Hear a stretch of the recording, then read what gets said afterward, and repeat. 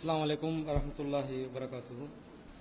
इन्नल हम्दुलिल्लाह नहमदुहु व नस्तईनुहु व नस्तगफिरुहु व नऊज़ु बिल्लाहि मिन शुरूरि अनफुसिना व मिन सय्यिआति अमालिना मय यहदिहिल्लाहु फला मुदिल्ल लहु व मय युद्लिल फला हादिय लहु व अशहदु अल्ला इलाहा इल्लल्लाह वहदहु ला शरीका लहु व अशहदु अन्न मुहम्मदन अब्दुहु व रसूलुहु अम्मा बाद। அகிலத்தை படைத்து பரிபாலிக்கக்கூடிய எல்லாம் வல்ல அல்லாஹ்வுக்கே புகழ் அனைத்தும். அல்லாஹ்வின் சத்திய தூதர் எம் உயிரிலும் மேலான கண்மணி நாயகம் ஸல்லல்லாஹு அலைஹி வஸல்லம் அவர்கள் மீதும் அன்னவர்களை பின்பற்றி வாழக்கூடிய அனைத்து முஸ்லிம்கள் மீதும் எல்லாம் வல்ல அல்லாஹ்வின் கருணையும் சாந்தியும் என்றென்றும் நிலவட்டுமாக. அன்பிற்குரிய அல்லாஹ்வின் நல்லடியார்களே, அல் குர்ஆன் விடுக்கும் அறைகூவல்கள் என்ற தலைப்பின் கீழே நாங்கள் தொடர்ச்சியாக பார்த்து வருகிறோம். அதிலே பல விதமான தலைப்புகள் கீழே செய்திகளை நாங்கள் பார்த்தோம். இன்றைய தினம் திருமறை குர்ஆனில் சில வரலாற்று செய்திகள் பதிவாகி இருக்கிறது, அறிவியல் சார்ந்த சில செய்திகள் பதிவாகி இருக்கிறது. இது போன்ற செய்திகளிலும் இறைவன் இந்த திருக்குர்ஆன் இறை வேதம்தான் என்பதை நிரூபிக்கக்கூடிய விதத்திலே சில சான்றுகளை அல்லாஹ் வைத்திருக்கிறார். அந்த சான்றுகளும் வெறுமனே சான்றுகளாக முன்வைக்கப்படாமல் அறைகூவல்களாக இருப்பதை நாங்கள் ஆய்வு செய்தால் புரிந்து கொள்ள முடியும். திருக்குர்ஆனை பொறுத்தளவுல எதை சொன்னாலும் ஒரு வரலாற்று செய்தியை சொல்லுதுன்னு வைங்களே, அதுல ஏதாவது ஒரு ஆதாரத்தை வைக்கும். நூ அலைஹிஸ்ஸலாம் சம்பந்தமா அல்லாஹ் ரப்புல் ஆலமீன் குறிப்பிட்ட நேரத்தில் மிகப்பெரிய ஒரு ஜலப்பிரளயம் ஏற்பட்டது, பெரிய அளவுக்கு வெள்ளம் வந்தது, மலையின் அளவுக்கு வெள்ளம் வந்து அலை அடிச்சது என்றவெல்லாம் சொல்லுவான். அல்லாஹ் சொல்லிட்டு அவர் ஒரு கப்பலை செஞ்சாரு. அந்த கப்பல்ல வந்து உலகத்தில் உள்ள ஒவ்வொரு உயிரினத்திலையும் ஒவ்வொரு ஜோடை எடுத்துட்டு போனாரு. அந்த கப்பல் போயிட்டு ஜூத் மலையின் மீது அமர்ந்தது என்று சொல்லி ஃபஸ்தவத் அலல் ஜூதியி, ஜூத் மலைக்கு மேல அந்த கப்பல் போயிட்டு அமர்ந்தது, நிலை கொண்டது என்று அல்லாஹ் சொல்லுவார். சொல்லிட்டு அல்லாஹ் என்ன சொல்லுவான்டா, இதை நாங்கள் அத்தாட்சியாக விட்டிருக்கிறோம். ஒரு வரலாறு தான் சொன்னால, கப்பல் வந்து மலைக்கு மேல வந்து குந்திருச்சு சொல்லிட்டு விட்டுறாம இது நாங்க ஆதாரமா விட்டு இருக்கிறோம் என்றால. அப்ப இந்த வரலாறை வந்து சிந்திக்கிறவங்க, ஒரு ஜலப்பிரளயம் ஏற்பட்டு இருக்குமா, மலை அளவுக்கு உயரத்துல அந்த அளவுக்கு வெள்ளம் வேண்டா, சாதாரணமா 10 அடி வெள்ளம் வந்து வெள்ளம் வீட்டுல நாங்க பட்டதோ பாடு கெட்டதோ கேட்டு ஆயிருச்சு. மலை அளவுக்கு, மலை என்று சொன்னா கிட்டத்தட்ட 1000 மீட்டர், 1 கிலோமீட்டர் அளவுல எல்லாம் உயரமான மலைகள் இருக்குது. உலகத்திலே ஆக உயரமான மலை வந்து இமயமலை 9 கிலோமீட்டர், 9000 மீட்டர். அப்ப அந்த அளவுக்கு எல்லாம் மலைகள் இருக்குது உலகத்துல. மலை அளவுக்கு வெள்ளம் வந்துச்சா ஒட்டுமொத்த ஊரும் உலகமும் அழிஞ்சிருக்கும். அவர் இருந்த அந்த பகுதி முழுசா அழிஞ்சிருக்கும். அல்லாஹ் தஆலா அதனால தான் அந்த உயிரினங்கள்ல கூட ஒவ்வொரு ஜோடு ஜோடா ஏத்த சொல்றான், ஏத்தி வேறொரு பகுதிக்கு கொண்டு போங்க. அந்த அளவுக்கு மாபெரும் அழிவு. இதை சொல்லிட்டு இதை யாரும் நம்பாம இருக்க கூடாது. அதுக்காக அல்லாஹ் என்ன செஞ்சானண்டா, பெருங்கப்பல் ஒன்று அவர் செஞ்சாரு, தன்னந்தனியா இருந்து செஞ்சாரு. பலகைகளாலும் ஆணிகளையும் பயன்படுத்தி செய்தார். அந்த கப்பலை நாங்கள் வந்து ஜூதி மலையின் மீது அமரச் செய்தோம், அது அத்தாட்சியா விட்டிருக்கிறோம் என்றா நவீன காலத்தில் தேடி கண்டுபிடிக்கிறாங்க. அராரக் மலையில அந்த கப்பல் என்ன செய்து, அதனுடைய பலகைகள் இருக்குது, பெரிய ஒரு கப்பல்ட பலகை இருக்குது, முழுசா கப்பலாவே வைக்கல. பலகை ஒவ்வொரு பகுதி நீளமா அகலமா ஒவ்வொரு பகுதியா வந்து கப்பல் சிதைவடைந்த நிலையில் கப்பலை பார்க்கிறாங்க. அப்ப யோசிக்கிறாங்க, இவ்வளவு பெரிய ஒரு மலைக்கு மேல இவ்வளவு பெரிய ஒரு கப்பலை கொண்டு வந்து வைக்கலாமா, கப்பல்ட பகுதியை வைக்கலாமா, கிரேன் இல்லாத காலத்துல எப்படி நடந்திருக்கலாம். அப்ப இந்த மலை அளவுக்கு என்ன செஞ்சிருக்கணும், உயரமான வெள்ளம் வந்திருக்க வேண்டும். இந்த கடல் அந்த அளவுக்கு உயரமா இருக்காது மலை அளவுக்கு. அப்ப வெள்ளம் தான் வந்திருக்கணும், கடல் ஒன்று பொங்கி வந்திருக்கணும், அல்லது பூமி நிலப்பரப்புல இருக்கக்கூடிய தண்ணி பொங்கி வந்திருக்கணும். ஏதோ ஒரு விதத்துல தண்ணி மட்டம் நீர்மட்டம் மேலோங்கி மலையளவுக்கு வந்ததுனால, அந்த வெள்ளம் உண்டு வந்ததுனால அதுல மிதங்கி வந்த கப்பல் தான் இங்க வந்து நின்று இருக்கணும். அப்படி என்றால் அந்த காலத்தில் நூ என்ற ஒரு இறை தூதர் இருந்ததா சொல்லப்படுது திருமறை குர்ஆன்ல. அவருடைய வரலாறு அப்ப உண்மைதான் என்று சொல்லக்கூடிய விதத்தில் தான் இறைவன் என்ன செய்வான், வரலாற்று சான்றுகளை சொல்லுவான். இந்த மாதிரி நிறைய வரலாற்று சான்றுகள் இருக்குது. அது வந்து மூசா அலைஹிஸ்ஸலாத்துல வரலாறு சொன்னாலும் சரி, ஈசா அலைஹிஸ்ஸலாத்துல வரலாறு சொன்னாலும் சரி, சுலைமான் அலைஹிஸ்ஸலாத்துல வரலாறு சொன்னாலும் சரி, நிறைய சான்றுகள் அல்லாஹ் வச்சிருப்பான். ஆனா இன்னொரு வரலாறு அல்லாஹ் சொல்றான், இதுதான் அறைகூவல். அங்க ஆதாரம் மட்டும்தான் இருந்துச்சு, இங்க அறைகூவல் இருக்குது. நூ அலைஹிஸ்ஸலாத்துல வரலாறுல ஏனைய நபிமார்களுடைய வரலாறுல ஆதாரங்கள் இருக்கும். இப்ப நான் சொல்ற வரலாறுல ஒரு அறைகூவல் சேர்த்து இருக்குது. எப்படின்னு பாருங்க. அல்லாஹ் தஆலா ஜக்கரியா அலைஹிஸ்ஸலாத்துக்கு குழந்தைய வந்து ஆரம்பத்தில் கொடுக்கல, ரொம்ப வயோதிபம் அடைஞ்ச நேரத்துல தான் அவருக்கு குழந்தை கிடைக்குது, அந்த பாக்கியம் கிடைக்குது. ஜக்கரியா அலைஹிஸ்ஸலாம் மரியம் அலைஹிஸ்ஸலாத்தை வளர்க்கிற பொறுப்பை வேற எடுக்கிறாங்க. மரியம் அலைஹிஸ்ஸலாத்துடைய அந்த வளர்ப்பை பார்த்து, அவங்களுடைய பண்புகளை பார்த்து, அந்த குழந்தையுடைய செல்லத்தை பார்த்து, தனக்கும் ஒரு குழந்தை வேணும் என்ற ஆசை வந்து அவங்களுக்கு இன்னும் கூடுது. அதனால் அல்லாஹ் கிட்ட தனிமையில இருந்தெல்லாம் பிரார்த்தனை செய்யறாங்க. யா அல்லாஹ் ரப்பி ஹப்லி மில்லதுன்க துர்ரியத்தன் தய்யிபத்தன், இறைவனே உன்னிடமிருந்து எனக்கு ஒரு தூய்மையான குழந்தையை அன்பளிப்பு செய், எனக்கு தந்து அருள் புரி என்று இறைவனிடம் பிரார்த்திக்கிறார். பல ஆண்டு காலமா பிரார்த்திக்கிறார். கடைசியில அல்லாஹ் தஆலா ஒரு குழந்தையை கொடுக்கிறான். கொடுக்கிற நேரத்தில் அல்லாஹ் என்ன செய்யறான், இதெல்லாம் வரலாறு தானே, ஒரு நபியுடைய வரலாறுல நடக்கிற செய்திகள். அவர் என்ன செஞ்சாரு, குழந்தை எல்லாம் போச்சு, அவர் மரியம் அலைஹிஸ்ஸலாத்தை வளர்த்தது, அவர் குழந்தைக்காக அல்லாஹ் கிட்ட வேண்டினது. இறுதியில் அல்லாஹ் குழந்தையை கொடுக்கும் போது எப்படி கொடுக்கிறான்னு பாருங்க. 19வது அத்தியாயத்தில் 7வது வசனம். யா ஜக்கரியா, ஜக்கரியாவே, இன்னா நுபஷிருக்க பிகுலாமின், நாங்கள் உங்களுக்கு ஒரு குழந்தையை தரப்போகிறோம். இஸ்முஹு யஹ்யா, அவருடைய பெயர் யஹ்யா. லம் நஜ்அல் லஹு மின் கப்லு சமியா, அவருக்கு முன்னாடி இந்த பெயர் வேறு யாருக்குமே சூட்டப்பட்டு இருக்கவில்லை என்று ஒரு செய்தியை உள்ளடக்கி அல்லாஹ் செய்றான், சொல்றான். ஜக்கரியாவுக்கு ஒரு குழந்தையை நாங்க தாரோம், அந்த குழந்தையோட பேரு யஹ்யா. இந்த யஹ்யா என்ற பெயரு இதற்கு முன்னால் யாருமே வைத்தது கிடையாது. இதற்கு முன்னால் இப்ப நான் சொல்றதுக்கு முன்னாடி இல்ல, ஜக்கரியா அலைஹிஸ்ஸலாத்துக்கு யஹ்யா என்ற குழந்தை எல்லாம் கொடுக்கும் போது இப்ப நிறைய யஹ்யா வைக்கிறாங்க, நிறைய யஹ்யா மகள் நிறைய வைக்கிறாங்க. நல்லவன் இருப்பான், கெட்டவன் இருப்பான். இது நான் சொல்றது யஹ்யா அலைஹிஸ்ஸலாத்தை பத்தி. அவர் பிறக்கும் போது அல்லாஹ் ஒரு நற்செய்தியை சொல்லும் போது இந்த யஹ்யான்ற ஒருத்தருக்கு பேரை வச்சே ஒரு குழந்தையை தாரன்னு அல்லாஹ் கொடுக்கிறான். பொறுமைக்கான பரிசு தான் அது. பொறுமையா இருந்தாரு, அல்லாஹ் பேரை கூட என்ன செய்யறான், வச்சு ஒரு குழந்தையை கொடுக்கிறான். சொல்லும் போது இஸ்மு யஹ்யான்னு சொல்லி விட்டு இருக்கலாம் அல்லாஹ், அவருடைய பேர் யஹ்யா தான். லம் நஜ்அல் லஹு மின் கப்லு சமியா, இதற்கு முன்னால் இந்த பேர்ல யாருமே இருந்ததில்ல. இதுதான் அறைகூவல். என்ன அறைகூவல் பாக்குறீங்க, இது சாதாரணமா யாருக்காவது சொல்லலுமா? இப்ப நாங்க லேட்டஸ்டா பேரெல்லாம் வைப்போம். லேட்டஸ்டா இப்ப எப்படி பேர் வைக்கிறாங்க, ஆரம்ப காலத்துல 2 பேர் வைப்பாங்க, ஒரு பேர்ல 2 சேர்ப்பாங்க. ஃபாத்திமா ஜைனபேண்டா, ஃபாத்திமாவும் ஒரு பேர் தான், ஜைனபும் ஒரு பேர் தான், 2 பேர். அல்லது ஏதோ ஒரு வகையில 2 பேரை இணைச்சிருவாங்க. ஹதீஜா மரியம், ஒரு புள்ளட பேரை 2 பேரா வரும். அப்ப பேர்ல வந்து கூடுதலான பேர் இருக்கிறது ஆசை. இப்ப எப்படி பேர் மாறிக்குதுண்டா, ஷார்ட் அண்ட் ஸ்வீட்டா தான் பேர் எதிர்பார்க்கறாங்க.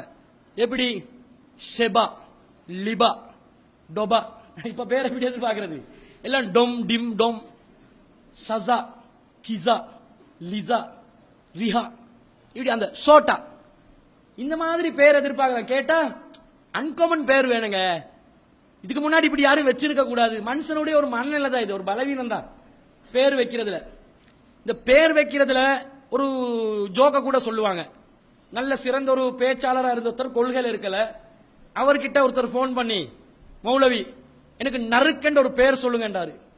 அவர் சொன்னார், முகமது முருக்கென்று வைங்க. நறுக்கென்று பேர் வேணுமா, அவன் முகமது முருக்கென்று வைங்கன்றாரு. இந்த மாதிரி பேர் எல்லாம் எதிர்பார்ப்பான். நறுக்கென்று பேர் எதிர்பார்ப்பான், வித்தியாசமா எதிர்பார்ப்பான், ஷார்ட்டா எதிர்பார்ப்பான், பேரெல்லாம் வித்தியாசமா கேட்கிறான். இது சரி பரவாயில்லைங்க. இந்த ஜப்பான்காரன் பேர் வைக்கிற மாதிரி தெரியுமா உங்களுக்கு, சைனாக்காரன் பேர் வைக்கிற மாதிரி தெரியுமா?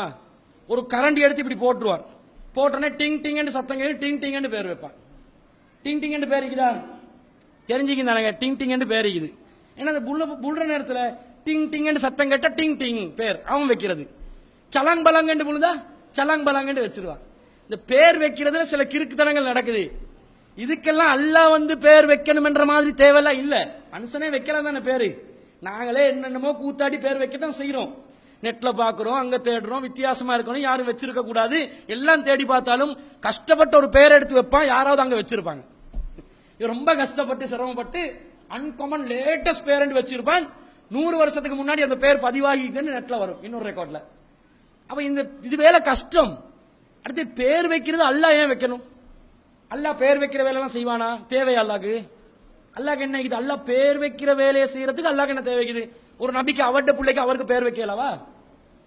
மரியம் அலைஹிஸ்ஸலாத்துல தாயார் வந்து தன்னுடைய குழந்தைக்கு அவங்க பேர் வச்சாங்களே மரியம் என்று, வைன்னி சம்மைத்துஹா மரியம், நான் இவளுக்கு மரியம் என்று பேர் வைக்கிறேன், அவங்களே வச்சாங்க. தாப்பன் வைக்கவும் இல்ல, இம்ரான் அலைஹிஸ்ஸலாம் வைக்கவும் இல்ல. யாரு வச்சா பேரு? மரியம் அலைஹிஸ்ஸலாத்துடைய தாயாரே மரியம் அலைஹிஸ்ஸலாத்துக்கு மரியம் என்று பேர் வச்சாங்க. அப்ப ஒரு நபிக்கு வந்து பேர் வைக்கிறதுல மேட்டர் இருக்குதா? மேட்டரே இல்ல. சாதாரணமா பேர் வச்சுட்டு போலாம். ஆனா என்ன தெரியுமா, அல்லாஹ் வந்து சில வரலாறுகளை உண்மைப்படுத்துறதுக்காக சில சான்றுகளை முன்வைப்பான். இந்த சான்றை பொறுத்தவரையில் ஜக்கரியா அலைஹிஸ்ஸலாத்துடைய வரலாறு என்றது உண்மைதான், அதுல எந்த மாற்று கருத்தும் இல்ல. அதுக்கான சான்றை நான் வைக்கிறேன். எப்படி சான்றை வைக்கிறேன்? இந்த மாதிரி பேர் வச்ச யாருமே இதற்கு முன்னால் இருந்ததில்லை என்று ஒரு அறைகூவலையும் சேர்த்து அல்லாஹ் வைக்கிறான். ஏன் தெரியுமா, பைபிளிலும் ஜக்கரியா அலைஹிஸ்ஸலாத்துல வரலாறு வருது, ஜக்கரியஸ் என்று வருது. யஹ்யா அலைஹிஸ்ஸலாத்துல வரல, யோவான் என்ற பெயர்ல வருது, வரலாறு வருது, பைபிள்ல இருக்குது. ஆனா பைபிள்ல இருக்கக்கூடிய வரலாறு சரியா, குர்ஆன் வரலாறு சரியான்னு எல்லாத்துக்கும் டவுட் வருமா இல்லையா? டவுட் வரும். அப்ப குர்ஆன் என்ன சொல்லணும், வரலாறு சும்மா சொல்லிட்டு போவாம அதுல ஒரு அறைகூவலை வச்சுட்டு வைங்க, அந்த வரலாறு அடிபட்டு போயிடும். இந்த வரலாறு தான் நிலைச்சு நிற்கும். யஹ்யா அலைஹிஸ்ஸலாம் என்று பெயர் வச்சுன்னு பைபிள்ல இல்ல, இந்த வரலாறே இல்ல. அல்லாஹ் வந்து அன்காமன் பேரோண்ட ஜக்கரியா அலைஹிஸ்ஸலாத்துல மகனுக்கு வச்சான், அந்த பேர் தான் யஹ்யா என்று சொல்லி பைபிள்ல யஹ்யா அலைஹிஸ்ஸலாத்துல வரலாறு பத்தி பேசுற நேரத்துல வரவே இல்லை. ஆனா குர்ஆன் சொல்லுது, வித்தியாசமா சொல்லுது, நான் வச்சேன் அல்லாஹ் சொல்றான். ஏன் சொல்றான்? இந்த வரலாறை உறுதிப்படுத்தி அந்த வரலாறை ரத்து செய்வதற்கு.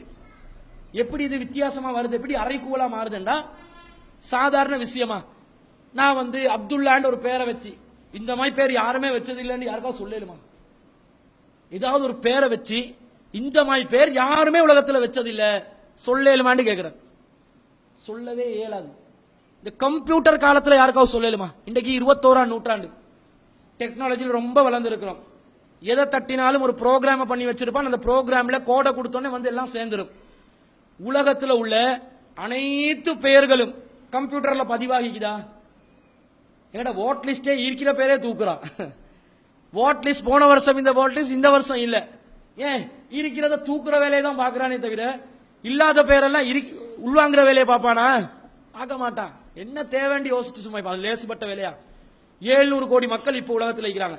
700 கோடி மக்களுடைய பேரை பதிவு செய்யலுமா? எல்லாத்தையும் ஒரே இடத்துக்கு அந்தந்த நாட்டுக்காரன் பதிவு செய்வான். அவன் பர்த் சர்டிபிகேட், டெத் சர்டிபிகேட் வைக்கிறதுக்காக பதிவு செய்வான். நான் கேட்கிறது, ஒட்டுமொத்த உலகத்திலும் உள்ள 700 கோடி மக்களுடைய பெயர்களையும் கம்ப்யூட்டர்ல ஒரே இடத்துல இந்த நிமிஷத்துல பதிவு செஞ்சு வைக்கலுமா? வைக்க இயலாது. கம்ப்யூட்டர் இருந்தால் வைக்க இயலாது, வைக்க முடியாது, சாத்தியம் இல்ல. இந்த காலத்திலே முடியாதுண்டா இது நபிகள் நாயகம் எப்ப அறிவிக்கிறாங்க? சும்மா வரலாறு இல்ல. யாரு சொல்றா இந்த செய்திய? முகமது ஸல்லல்லாஹு அலைஹி வஸல்லம் சொல்றாங்க. குர்ஆன் வசனம் என்றாங்க, இறை வசனம் என்றாங்க. அப்ப அந்த காலத்துல உள்ளவங்க யாராவது ஒருத்தர் ஒரு பழங்கால சுவடி ஒன்று எடுத்து வந்து தா யஹ்யான்ற ஒரு பேர் இருக்குது எடுத்து காட்டினாங்கன்னு வைங்க, என்ன நடக்கும்? குர்ஆன் வசனம் பொய்யாகிருமா இல்லையா? நபிகள் நாயகம் சொன்ன செய்தி பொய்யென்று ஆகிருமா இல்லையா?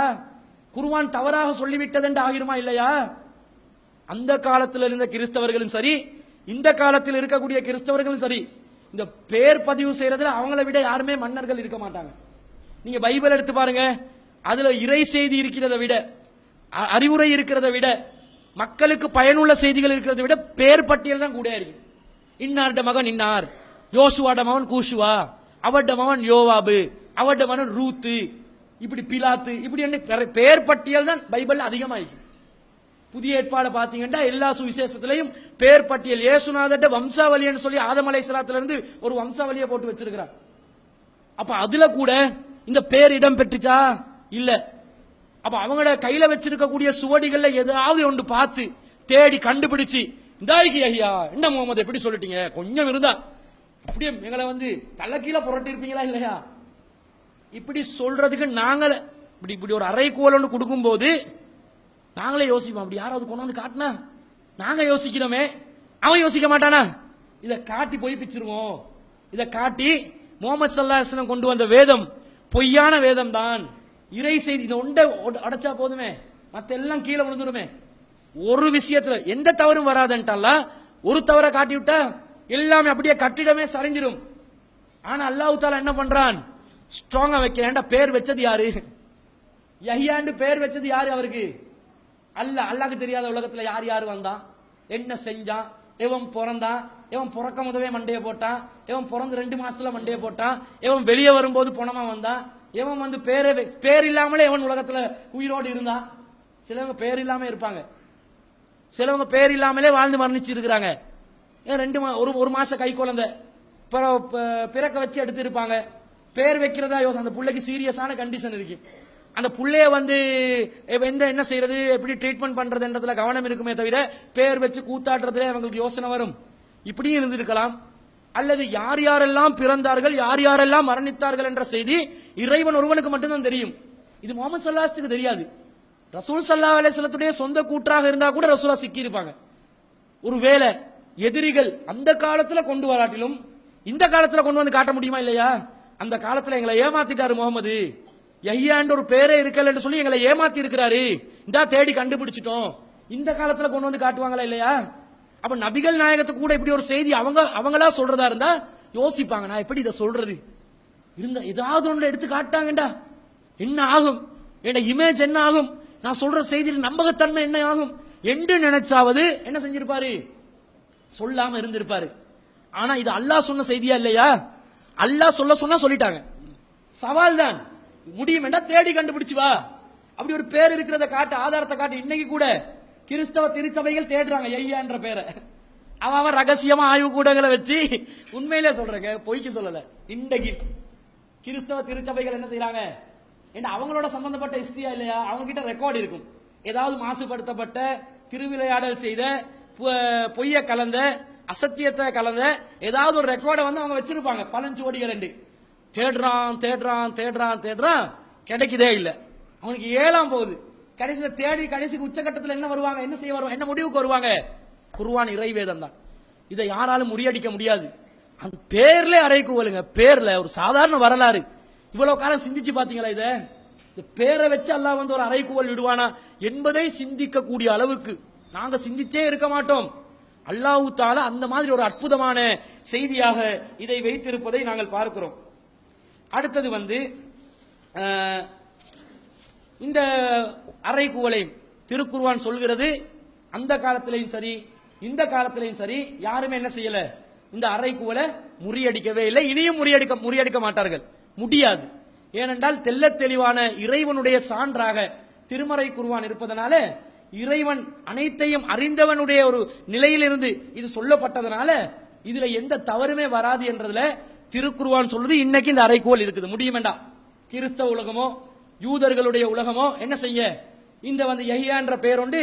அந்த ஜக்கரியா அலைஹிஸ்ஸலாத்துடைய காலத்துல அப்படி ஒருத்தர் பேர், அதுக்கு முன்னாடி யாராவது யஹ்யா என்ற பேர்ல இருந்தாங்களா இல்லையான்றத தேடி பார்த்து முடியும் வேண்டா சொல்லுங்க. அந்த அறைகூவல் கியாமத் நாள் வரைக்கும் நீடிக்கிறது. முடியல, ரசூலோட காலத்தோட முடியல, கியாமத் நாள் வரைக்கும் நீடிக்கிறது. யாராலும் இறுதி வரை கண்டுபிடிக்க முடியாது என்பது ஒரு சான்றாக பார்க்கிறோம். அப்ப திருமறை குர்ஆன் ஒரு வரலாறு சொன்னாலும் கூட அதுல இந்த மாதிரி அதிசயமான செய்திகளை உள்ளடக்கி வைத்திருப்பதை நாங்கள் பார்க்கிறோம். இரண்டாவதா பாருங்க, சில அறிவியல் சான்றுகளை திருக்குர்ஆன் சொல்லுது, விஞ்ஞான ரீதியான சில சான்றுகளை சொல்லும். அதை சொல்லும் போது பைபிளும் சில விஞ்ஞான ரீதியான சான்றுகள் சொல்லுது, யூத மதமும் சொல்லுது, புத்த மதமும் சொல்லுது என்று எல்லாரும் சொல்லுவாங்க. திருமறை குர்ஆன்ல சாதாரணமா விஞ்ஞான ரீதியான கருத்துக்கள் சொல்ற மாதிரி சில செய்திகள் இருக்கும். சில விஞ்ஞான ரீதியான சான்றுகள், சில அறிவியல் சான்றுகள் எப்படி இருக்கும் என்றா நச்சென்று இருக்கும். நச்சென்று சொல்லும். எந்த ஒரு ஆல்டரேஷனும் இல்ல, எந்த ஒரு வியாக்கியானமும் இல்ல, எந்த ஒரு மாற்றமும் இல்லாம தெளிவாக, நேரடியாக, துல்லியமாக சொல்லக்கூடிய விதத்தில் திருமறை குர்ஆன் சில அறிவியல் சான்றுகளை முன்வைத்திருக்கிறது. அதுல பாருங்க, ஒன்று என்னன்னு சொன்னா, இந்த மாதத்திற்கு ஒரு வருடத்திற்கு 12 மாதங்கள் என்பது இப்ப நாங்க கண்டறிஞ்சு வச்சிருக்கக்கூடிய ஒரு செய்தி. ஒரு வருஷத்துக்கு எத்தனை மாசம்? 12 தானே. ஜனவரி, பிப்ரவரி, மார்ச், ஏப்ரல், மே, ஜூன், ஜூலை, ஆகஸ்ட், செப்டம்பர், அக்டோபர், நவம்பர், டிசம்பர். சிங்களத்தில் துருத்து, நவன், மெதின், பக், வெசாக், பொசோன் அப்படி போகும். தமிழ்ல தை மாசம், பொய் மாசம் இப்படி ஏதாவது போகுமா? 12 மாசம் போகும். அதெல்லாம் 12 வச்சிருக்கிறாங்க. ஒவ்வொருத்தரும் வருஷத்துக்கு 12 மாசம் தான் வச்சிருக்கிறாங்க. இது என்ன சர்வ சாதாரணமான செய்தி தானே, புதிய செய்தியா? அது கேலண்டரை பார்த்தா விளங்க போகுது. எல்லாருக்கும் யூகேஜிலே தெரிஞ்ச பாடம் தானே, எல்கேஜிலே தெரிஞ்ச பாடம் தானே. இல்ல, ஏன் இல்லை என்று சொன்னா, இது 12 மாசம் என்றதே, ஒரு வருஷத்துக்கு 12 மாசம் தான் என்றத எங்களுக்கு சாதாரணமாயிக்குது. அந்த காலத்துல மக்களுக்கு அது பெரிய ஒரு குழப்பமா இருந்துச்சு. 12 மாசமா, 13 மாசமா, 14 மாசமா, 15 மாசமா என்னன்றதுல கொள்ளம்பி போயிட்டு இருந்தாங்க. அல்லாஹ் தஆலா என்ன செய்யறான்டா, 1400 வருடங்களுக்கு முன்பதாக திருமறை குர்ஆன்ல இவங்க குழம்புறதுக்கு முன்னாடியே வருஷத்துக்கு 12 மாசம் தான் என்று அடிச்சு சொல்லிட்டான். எப்படி சொல்றான்னு பாருங்க. சூரா தௌபா 9வது அத்தியாயத்தில் 36வது வசனம். அதில் அல்லாஹ் சொல்றான், இன்ன இத்தத்த சுஹூர் இந்தல்லாஹ், அல்லாஹ்விடத்தில் மாதங்களுடைய எண்ணிக்கை இஸ்னா அசர சஹ்ரா 12 தான். அல்லாஹ்விடத்தில் மாதங்களுடைய எண்ணிக்கை 12 தான். இதோட நிறுத்தினா சரி, அவங்க 13 சொல்றாங்க, அல்லாஹ்விடத்தில் 12 என்று போயிடலாம். மற்றவங்க 14 என்றாங்க, அல்லாஹ்விடத்தில் 12 போயிடலாம். இன்னும் சிலர் 20 மாதம் என்றாங்க, அல்லாஹ்விடத்தில் 12 மாதம் தான் என்று போயிடலாம். ஆனா அல்லாஹ் எப்படி சொல்றான்டா, யௌம ஹலக்கஸ் ஸமாவாதி வல்லர்ல, வானங்களும் பூமியும் படைக்கப்பட்ட நாளிலிருந்தே 12 தான். எப்படி வாசகம்? சூப்பரா இருக்குதா இல்லையா? அருமையா இருக்குதா இல்லையா? வானம் பூமி படைக்கப்பட்ட நாள்ல இருந்தே வருஷத்துக்கு மாசம் 12 தான். இப்போ யோசிக்கணும், அது என்னடா அது? அப்ப வானம் பூமி படைக்கப்பட்ட நாள்ல இருந்தே 12 மாசம் என்றது நிறைய பேருக்கு தெளிவில்லாம தான் இருந்திருக்குது, நிறைய பேருக்கு குழப்பமா இருந்திருக்குது அப்படி என்று நாங்க யோசிப்போம். உண்மை அதுதான், நிறைய பேர் குழப்பத்துல தான் இருந்தாங்க. சரி, நாங்க இப்ப கிரிகேரியன் முறையில கேலண்டரை தான் நாங்க யூஸ் பண்றோம்.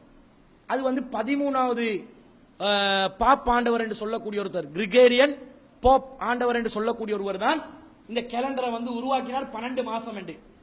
எப்ப அவர் 12 மாசம் என்றதை நிர்ணயிக்கிறார்டா, எப்ப மாதிரி நினைக்கிறீங்க? ஒரு கிறிஸ்துக்கு முன் வரையிலவே, கிறிஸ்துக்கு பிறகுதான் பாப்பாண்டவர் வருவாரு. சரி, கிறிஸ்துக்கு பின் 100ஆம் நூற்றாண்டு, 1ஆம் நூற்றாண்டு, 2ஆம் நூற்றாண்டு, 3ஆம் நூற்றாண்டு இல்ல, கிறிஸ்துக்கு பின் 16ஆம் நூற்றாண்டுல தான் வருஷத்துக்கு 12 மாசம் என்று உலக மக்கள் அனைவரும் ஒப்புக்கொள்றாங்க. 1582ஆம் ஆண்டு பிப்ரவரி மாசம் 24ஆம் தேதி தான் உலக மக்கள் அனைவரும் வருஷத்துக்கு 12 மாசம் தான் இருக்குது என்று ஒப்புக்கொண்டார்கள். ஆச்சரியமா இல்லையா? ரசூல் ஸல்லல்லாஹு அலைஹி வஸல்லம் எப்ப வந்தாங்க? கிறிஸ்துக்கு பின் எத்தனாவது நூற்றாண்டுல? 6ஆம் நூற்றாண்டுல. இவங்க வருஷத்துக்கு 12 மாசம் என்று ஒப்புக்கொள்றாங்க. கிறிஸ்துக்கு பின் 16ஆம் நூற்றாண்டுல. இவங்க ஒப்புக்கொண்டதற்கு 10 நூற்றாண்டுக்கு முன்பதாக அல்லாஹ் என்ன சொல்றான்?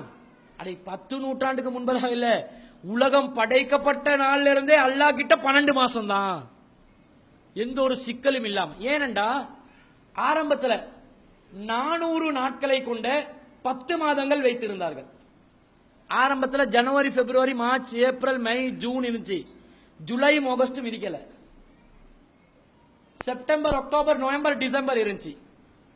ஜூலை, ஆகஸ்ட் எப்ப வருது?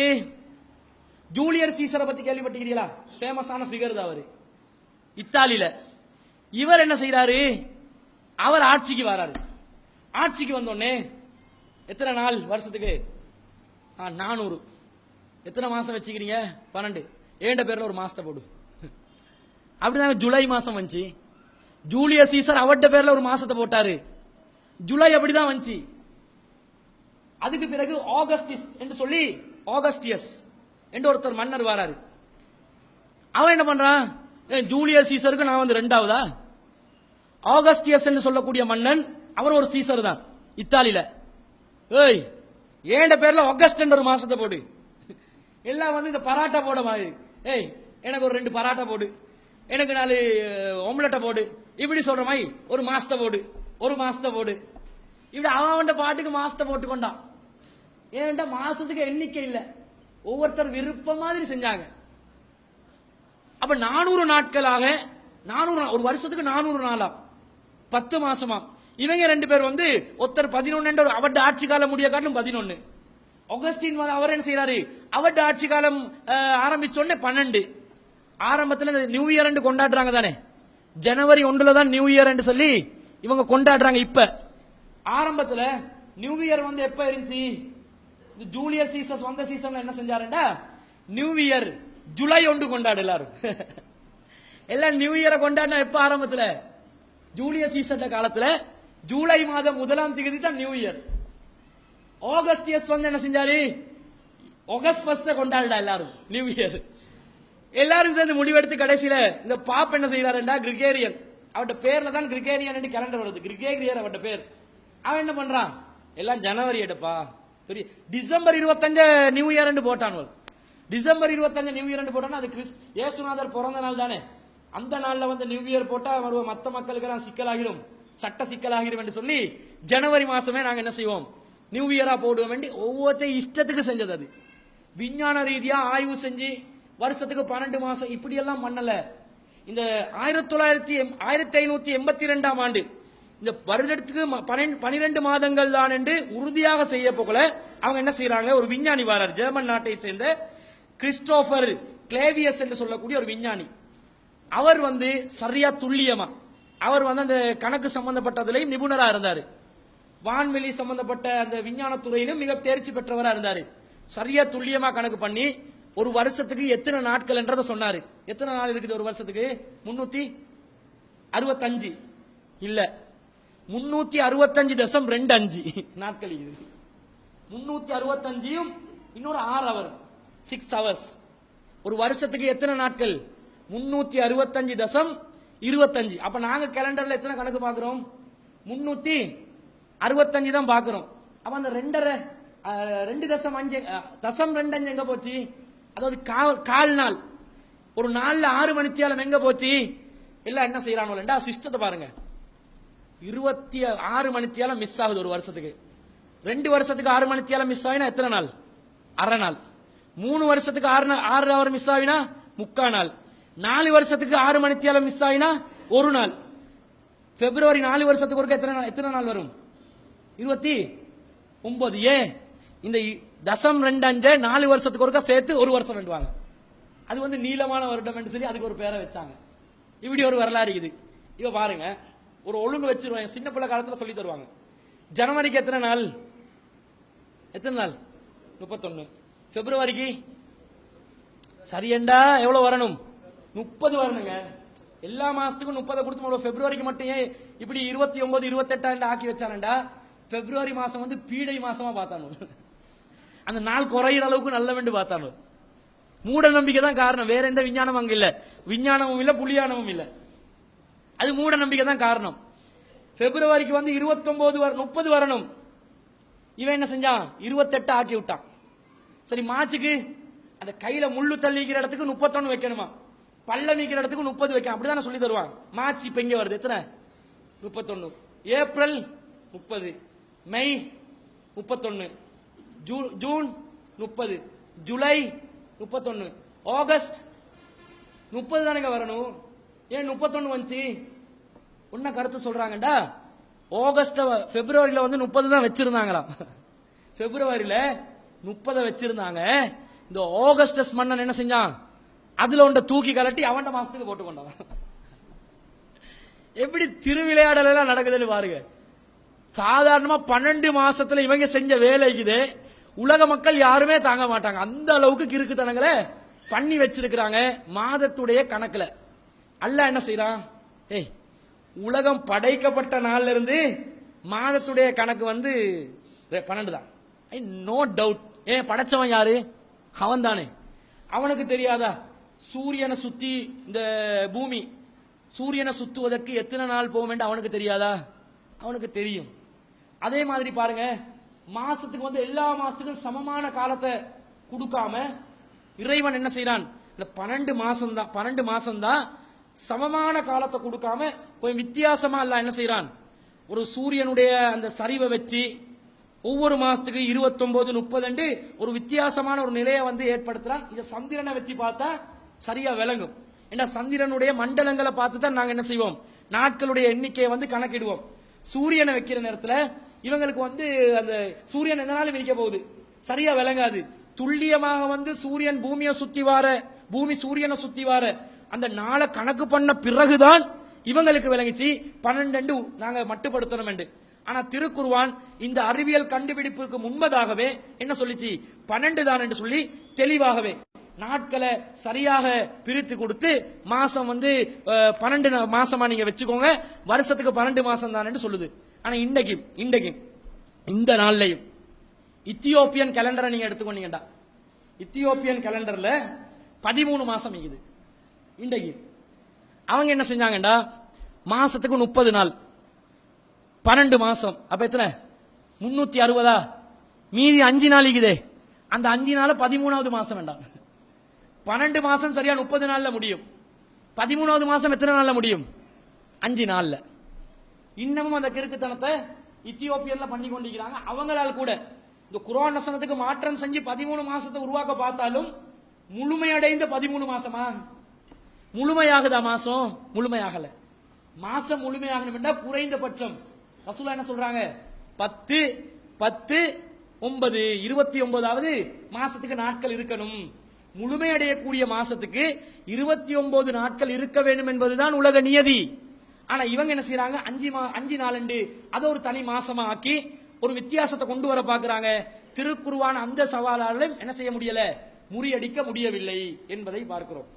இது ஒரு அற்புதமான அறிவியல் சான்றாக திருமறை குர்ஆன் சொல்கிறது. அடுத்தது பாருங்க, திருக்குர்ஆன்ல அல்லாஹ் என்ன சொல்றான் என்று சொன்னா, நீங்க உலகத்துல நிறைய கண்டுபிடிப்புகள் கண்டுபிடிக்கிறாங்க, நிறைய கண்டுபிடிப்புகள், சாதாரணமான கண்டுபிடிப்புகள் கிடையாது. இன்றைக்கு எந்த அளவுக்கு சொன்னா, மனுஷன் தன்னை விட பல கோடி மைல்கள் தூரத்தில் இருக்கக்கூடிய கோள்களை எல்லாம் ஆய்வு செய்யக்கூடிய நிலைக்கு தள்ளப்பட்டிருக்கிறார். இப்படி ஆய்வு செய்யக்கூடியவர்கள் மனுஷனை சந்திரன்லையோ அல்லது வேற கோள்கள்லையோ வாழ வைக்க முடியுமா என்ற ஆய்வுல பல ஆண்டு காலமாக முயற்சி செய்தாலும் அதுல ஏதாவது ஒரு ரிசல்ட்டை காண்றானா? காண முடியல. நிறைய தேடி பார்க்கிறான். சந்திரன்ல தங்க வைக்கிறதுக்கு வழி இருக்குதா? ஏன்னா ஜனத்தொகை கூட, இங்க சுகாதாரம் கெட்டு போகுது, மட்டுப்படுத்துறாங்க இல்ல, மக்கள் ஜனத்தொகையை குறைக்கிறாங்களும் இல்ல, அவன் நாங்க சந்திரன்லயாவது அடுத்து நிம்மதியா வாழணும். இங்க அவன் நாடு நாடு ஏண்ட ஊரு பேரென்று சொல்லி மொழியண்டு அடிச்சு சண்டை பிடிச்சு கலவரத்தை உருவாக்கி கொண்டு இருக்கிறான். அப்ப நாங்க ஒரு வேற்று கிரகத்துல போய் வாழ்ந்த வேண்டாம், நிம்மதியா இருக்கலாம் தானே, நிறைய காணி கிடைக்கும், நிறைய இடம் கிடைக்கும், நிறைய நிம்மதியா இருக்கலாம் என்று சொல்லி முயற்சி செஞ்சு கொண்டே இருக்கிறான். ரொம்ப காலமா முயற்சி செய்யறான். கடைசியா செவ்வாய் கிரகத்துக்கு ரோவர் மெஷின் ஒன்று அனுப்பினான், ஒரு இயந்திரத்தை அனுப்பினான். அதுலயாவது மனுஷன் வாழ்றதுக்குரிய வழி இருந்தா இங்க இருந்து ஒரு பணக்காரங்கள் மட்டுமாவது போயிட்டு அங்க வாழலாம், அங்க ஏதாவது பண்ணலாம் என்ற மாதிரி யோசிக்கிறான்.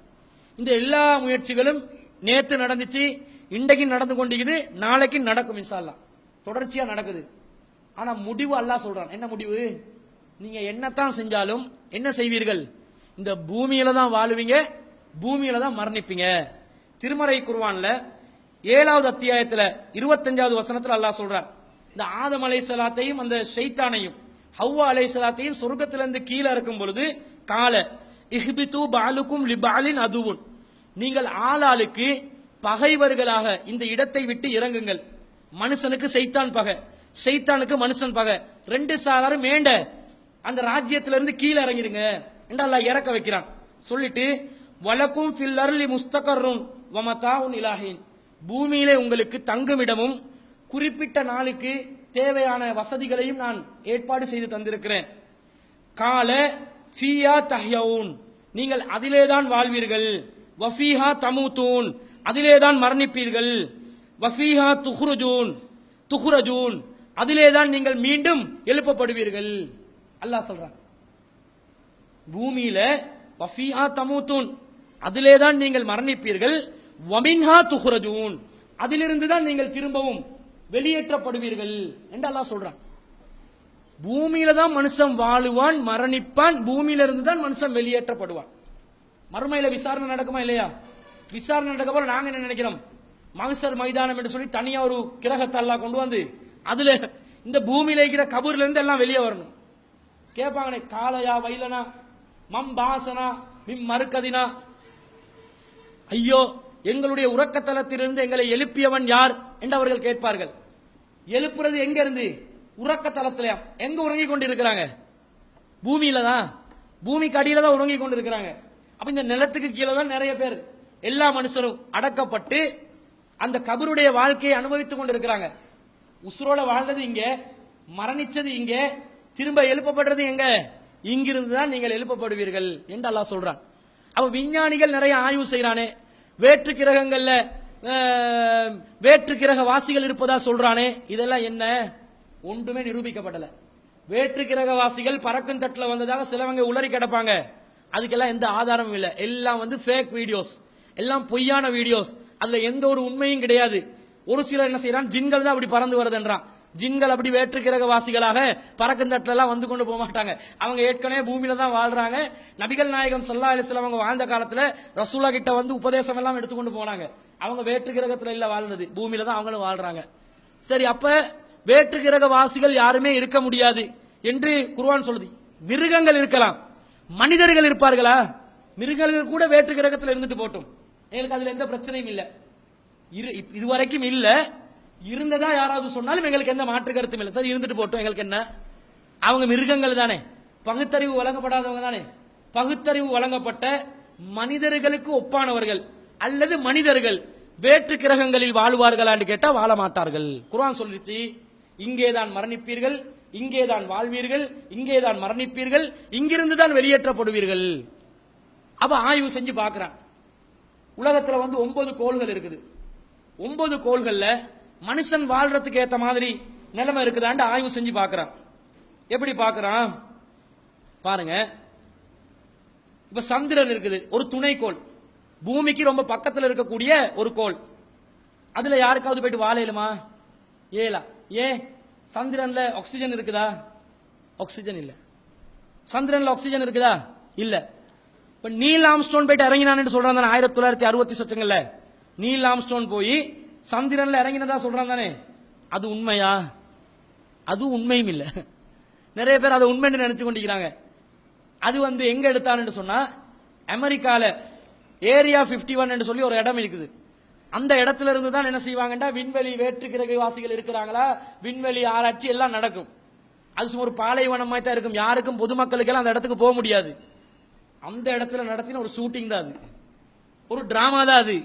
ஏன் டிராமான்னு சொல்றோம்டா, இவன் வந்து விண்வெளிக்கு சந்திரனுக்கு போனதா சொல்றான். சந்திரனுக்கு போன இவன் அங்க அமெரிக்கா கொடி என்ன செய்யறான், நட்டி வைக்கிறான். அமெரிக்கா கொடி என்ன செய்யுது, பறக்குது. காத்து இல்லாம எப்படி பறக்கும்? அமெரிக்கா கொடி பறக்குதுங்க. காத்து இல்லாத இடத்துல எப்படி பறக்கலாம்? கொடி பறக்காது. சரி, இவர் போயிட்டு உட்கார்றாரு. சந்திரன் வந்து சூரியனுடைய ஒளியை எடுத்து ரிஃப்ளெக்ட் பண்ணுது, ஒளியை வந்து திருப்பி கொடுக்குது. அப்ப சந்திரன்ல இருக்கக்கூடியவனுக்கும் யாராவது ஒரு வெளிச்சம், சூரியன் எந்த பக்கத்துல இருக்குதோ அந்த பக்கத்துல இருந்து ஒரு வெளிச்சம் பட்டா, அந்த வெளிச்சம் பட்ட இடத்துல இருந்து மத்த பக்கத்துக்கு என்ன செய்யணும், நிழல் விழணும். நிழல் விழணுமா இல்லையா? நீல் ஆம்ஸ்ட்ராங் நிழல் வந்து 8 டைரக்ஷன்ல விழுது. ஒரு டைரக்ஷன்ல விழாம, ஒரு திசையில விழாம 8 பகுதியில விழுது. 8 பகுதியில விழுதுன்னா நல்ல யாரோ என்ன செஞ்சுக்கிறான், பிளாஷ் லைட் அடிச்சுக்கிறான்னு அர்த்தம். பிளாஷ் லைட் அடிச்சு. அப்ப இதுல ஒரு கூத்து. அடுத்து அவன் வந்து பாஞ்சி பாஞ்சி போற மாதிரி காட்டுறானே, இப்படி வந்து ஒரு மொசல் பாயிற மாதிரி ஒரு முயலுடைய நடைய காட்டுறான். அதை என்ன செஞ்சுக்கிறான், ஒரு கிரேனை வச்சு இவரை தூக்கி தூக்கி ஜம்ப் பண்ண வச்ச மாதிரி ஒரு காட்சி. இதுல எந்த உண்மையும் கிடையாது.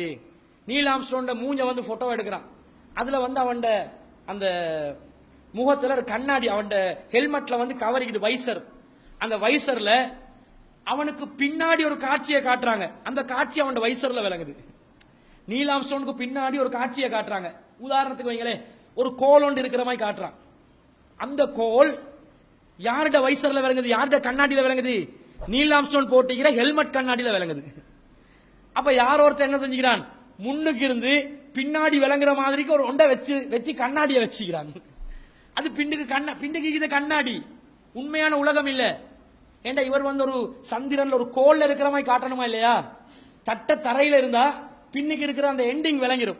எண்டிங் விளங்காமைக்க இந்த பக்கம் சீனரியை வச்சு அந்த பக்கம் கண்ணாடியை வச்சு, கண்ணாடி என்றா ஒரு தண்ணி மாதிரி இருட்டு மாதிரி காட்டிடும்.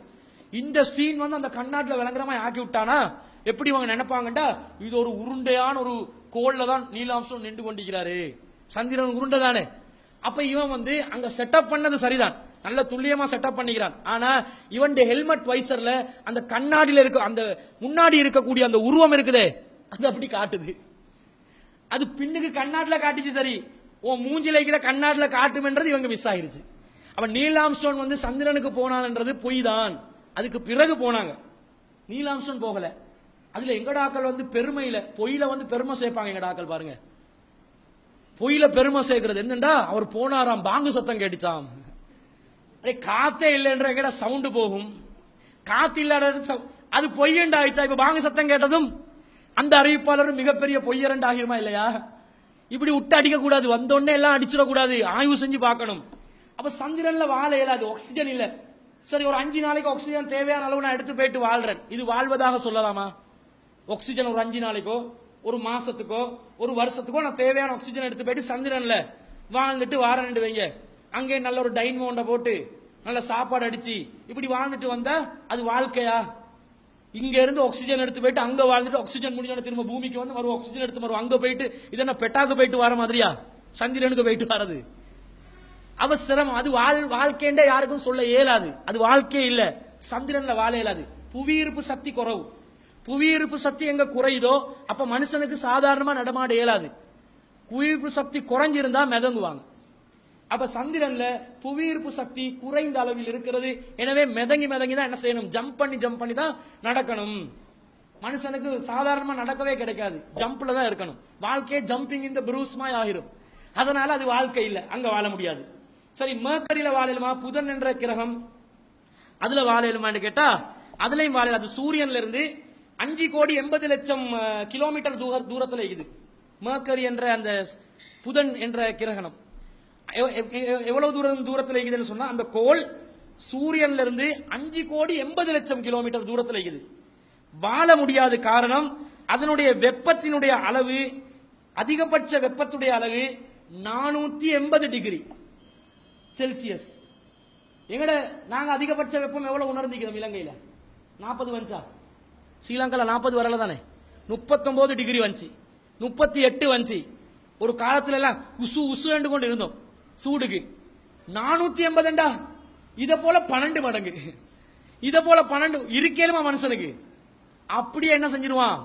செத்து கருகிருவான், சுடுபட்டு விடும், மனுஷனே எடுக்க முடியாமல் போய்விடும். அப்ப 480. சரி, குறைந்தபட்ச வெப்பம் எந்த அளவுன்னு சொன்னா, எந்த அளவுக்கு குறைந்தபட்ச வெப்பம் அடிக்குதுன்னு சொன்னா 180 டிகிரி அடிக்குது. 180 குறைஞ்சது 180 இருக்க இயலாது. ஏசி போட்டு இருக்கவா?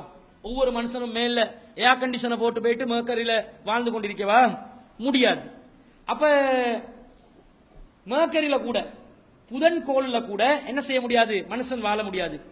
சரி, அடுத்ததாக வீனஸ் என்று சொல்லக்கூடிய வெள்ளிக்கோள். வெள்ளி என்ற ஒரு கோள் இருக்குது, இது பார்க்கலாம், சுப நேரத்தில் கூட நீங்க காணுவீங்க. இதெல்லாம் சூரியனுக்கு பக்கத்தில் இருக்கக்கூடிய கோள்கள். எந்த அளவுக்கு சூரியன்ல இருந்து இது தூரத்தில் இருக்குதுன்னு சொன்னா, பூமி 3வது இடத்துல இருக்குது. இது புதன் வந்து 1வது இடத்துல, வெள்ளி 2வது இடத்துல, பூமி 3வது இடத்துல இருக்கும். அப்ப வெள்ளி எந்த அளவுக்கு தூரத்தில் இருக்குதுன்னு சொன்னா, சூரியன்ல இருந்து 10,08,00,000 கிலோமீட்டர் தூரம். 10,08,00,000 கிலோமீட்டர் தூரத்தில் இருந்தாலும் அதனுடைய வெப்பத்தினுடைய அளவு 457 டிகிரி. 457 வாழ இயலுமா? வாழ இயலாது. அப்ப அதுவும் முடியாது.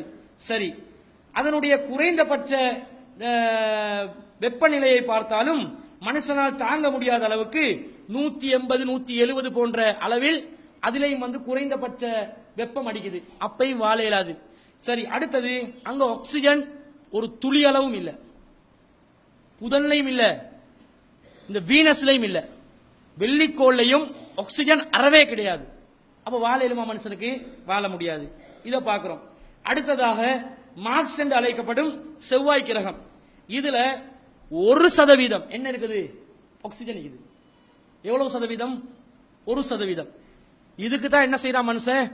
1% ஈக்கிறதுனால ஏதாவது வழி பண்ணி மனுஷனை வாழ வைக்கிறதுக்கு ஏற்பாடு செய்யலாம்னு பார்க்கிறான். ஆனா அது எந்த அளவுக்கு பூமியை விட்டு தூரத்தில் இருக்குதுண்டா, சூரியனை விட்டு தூரத்தில் இருக்குதுண்டா, 23 கோடி கிலோமீட்டர். போயிட்டு வாரத்துக்கு நினைச்சும் பார்க்கலாது. சாதாரண வாழ்றதா இருந்தாலும் கொஞ்சம் போயிட்டு ஒரு 2 மாசத்துக்கு செவ்வாய் கிரகத்தில் வாழ்ந்துட்டு வாரேன்னு போயிட்டு வர இயலுமா? 23 கோடி கிலோமீட்டர் தூரத்தில் இருக்குது. பூமியை விட்டு நான் வெளியே வந்துட்டேன்னு நினைச்சாலே ஒருத்தனுக்கு பயம் வந்துடும். நிறைய பேர் வெளிநாட்டுக்கு போயிட்டு ஓடி வர வீட்டுக்கு, அதுக்கு என்ன பேர் சொல்லுவாங்க? Homesick. என்ன ஹோம் சிக்? புதிய நோய் ஒன்றுட பேரா? இல்ல, வீட்டை பத்தே அந்த கவலை, அந்த நினைப்பு, வீட்டோட இருந்திருப்பான். அதுவும் இலங்கையில ஒரு அற்புதமான நாடு. அப்படி அந்த சுற்றுச்சூழல், குடும்ப உறவு, அதுல இருக்கக்கூடிய அந்த வசதிகள், இதெல்லாத்தையும் அந்த மரச்செடி கொடிகள் இதெல்லாத்தையும் பார்த்து பழகினவன கட்டாருக்கு அனுப்பினா, துபாய்க்கு அனுப்பினா, குவைட்டுக்கு அனுப்பினோன்னு அங்க அடிக்கிற வெப்பத்துக்கு என் வாழ்க்கையிலே இந்த மாதிரி சூட நான் கண்டதில்லை. ஏசிக்குள்ள இருப்பான், தடுமல் வந்துடும், வெளியே போவான், சொரிச்சல் வந்துடும். என்னடா வாழ்க்கை இது, இல்லையும் இருக்க இயலாது, வெளியேயும் போக இயலாது. உடனே ஊடு நினைவு வரும், என் உமா வந்து தேத்தனையா கொண்டாந்து தருவாளே, இங்க நானே ஊத்திக்கொள்ளணுமே. உடனே நினைவு வந்துடுமா, ஹோம் சிக். இந்த ஹோம் சிக் வந்தாலே என்ன செய்யலாது, ஒரு ஊர்ல இருக்க இயலாது, உடனே ஓடி வந்துருவான். என்னத்தை செஞ்சாவது கஃபீல கொண்டாவது வர பார்ப்பான், வேற வழி இல்ல, வந்துதான் ஆகணும் என்று சொல்லி நினைப்பான். இப்ப சாதாரண இதன பெரிய தூரம் 1000 கிலோமீட்டர் 2000 கிலோமீட்டர் தூரம், இது 25 கிலோமீட்டர் கோடி தூரம், 23 கோடி கிலோமீட்டர் தூரம். என்றா பூமியை விட்டு நாங்க வெளியே வந்துட்டோம் நினைச்சாலே ஹார்ட் அட்டாக் வந்துடும். நிறைய பேர் ஆய்வு செய்யறதுக்காக போறாங்க அந்த விண்வெளி பயணம். அவங்களுக்கு பிரத்யேகமாக 6 மாசத்துக்கு ட்ரைனிங் கொடுப்பாங்க. என்ன ட்ரைனிங்?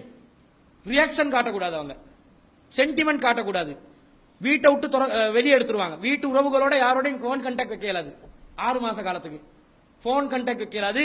அவங்க வந்து ஒரு டெம்பரியான ஒரு இடத்துல, இந்த மாதிரி ஒரு அவங்க வேற்று கிரகத்துக்கு போறதுக்குரிய ஒரு வாகனத்துல, விமானத்துல ஏறி இருக்கிற மாதிரி ஒரு ஃபீலிங் உருவாக்கி, அங்க வந்து விண்கற்கள் வார மாதிரி அந்த காட்சிகள் எல்லாம் காட்டப்பட்டு முழுசா அவங்க மைண்டை பிரெயின் வாஷ் பண்ணி ஒரு 6 மாசத்துக்கு ஃபுல் மைண்டை சரி செஞ்சு எடுப்பான், ட்ரெயின் பண்ணி எடுப்பான். ஹோம் சிக்ன்றது வரவே வராது. சாப்பாடை நினைக்க மாட்டான், பசியை நினைக்க மாட்டான், தூக்கத்தை நினைக்க மாட்டான், பாசத்தை நினைக்க மாட்டான், பிள்ளையை நினைக்க மாட்டான், தாய் தாப்பனை நினைக்க மாட்டான். இப்படி சொல்லி அனுப்பித்தான் அவன் என்ன செய்யறான், ஆய்வு செஞ்சு தேடி பார்த்து வர்றான். வாழ்றதுக்கு போயிட்டு கேளுமா, இப்படி எல்லாம் உமாவை நினைக்காம வாப்பவை நினைக்காம போயிட்டு வாழ எழுமா, உமாவை நினைக்காம வாப்பவை நினைக்காம குடும்பத்தை நினைக்காம பிள்ளைய நினைக்காம சென்டிமெண்ட் இல்லாம பாசம் இல்லாம எப்படிடா வாழ்றது? அது ஒரு வாழ்க்கையா? ரொபோ மனுஷன் வாழ்ற மாதிரி வாழணும். அப்படியெல்லாம் வாழலாமா? வாழ முடியாது. அதனால அந்த கிரகத்துக்கும் போவேலாது. அடுத்தது மார்க்ஸ் என்று சொல்லக்கூடிய ஜூபிட்டர் என்று அழைக்கப்படுகின்ற வியாழன் கோள்.